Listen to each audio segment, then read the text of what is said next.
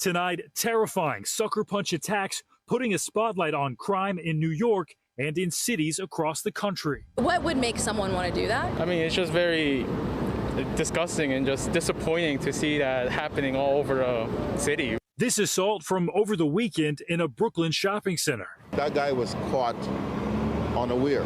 He didn't know that was coming. And I've seen people done that over and over, time and again. And it's unconscionable what they're doing. The victim is expected to recover as the search continues for the attacker. It's eerily similar to another sucker punch attack just days earlier outside a Bronx restaurant. Prosecutors now accusing Bui Van Phu of randomly attacking Jesus Cortez outside that restaurant on August 12th. Surveillance video released by the NYPD shows Cortez being struck in the head in an attack he did not appear to see coming. He was in perfect condition. He was about to come home. Phu was arrested and originally charged with attempted murder for that punch, but charges were lowered to assault and harassment, allowing Phu to be released on bail. The district attorney telling NBC New York the charges were downgraded because the office, quote, pursued charges based on the investigation. This set off a firestorm on the issue of bail reform. Do you have any comment or update about the convicted sex offender in the Bronx who attacked a man and then he was let go without any bail? Yes, that was a horrific situation on all fronts. In an unexpected move, Governor Kathy Hochul stepped in and ordered Phu to be arrested days later, saying she took the matter into her own hands because Phu was a repeat offender, already on lifetime parole, convicted of raping a 17-year-old back in 1995. Efforts to reach Phu or his lawyer were unsuccessful. The victim's brother speaking about his condition.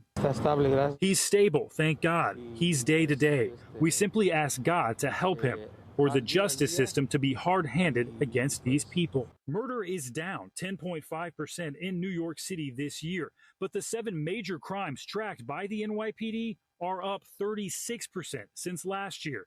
And critics have pointed to bail reform as a major factor in that jump. My brother is in this condition because of these criminals walking the street. Earlier this month, the NYPD saying nearly 25% of those arrested for burglary go on to commit another felony within 60 days. But data from the New York City Criminal Justice Agency shows that since bail reform started in 2020, the numbers haven't changed much. The vast majority, more than 95% of people arrested, have not been arrested again, and less than 1% commit violent crimes. And advocates argue that crime has gone up in cities that have not instituted reforms, just like those that have. But New Yorkers say something needs to change. It kind of makes you think that you got to always be watching your back no matter where you go. In Seattle, a similar story with murder playing out in broad daylight and on surveillance video. You can see 48-year-old Aaron Folk swinging a metal bar at a 66-year-old man.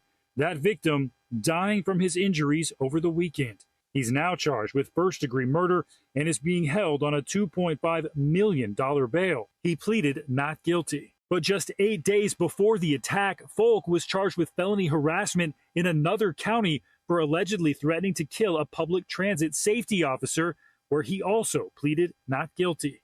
Prosecutors wanted to hold Folk on a $10,000 bond, but he was released with a referral for services, according to a spokesperson for the prosecuting attorney's office.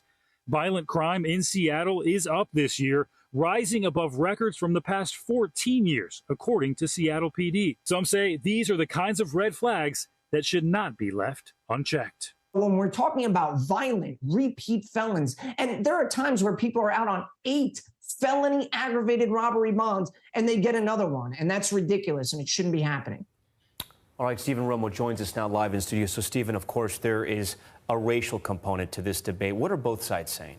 Well, critics of bail reform say that black and brown people are far too often the victims of these crimes that are perpetrated by repeat offenders, saying the concern should be on them and not on the accused. But advocates of changing bail systems say there are disparities in bond amounts compared to income and charges for people of color, and something needs to be done to make the system more just. They do point to cities like Houston, Texas, saying there's been success for bail reform for misdemeanor offenses in that city. But, Tom, I got to tell you, there's there's still so much debate on this issue in Houston, even with that success. It just feels like it's everything everyone is talking about in New York City. All right, Steven Romo for us. Steven, thank you.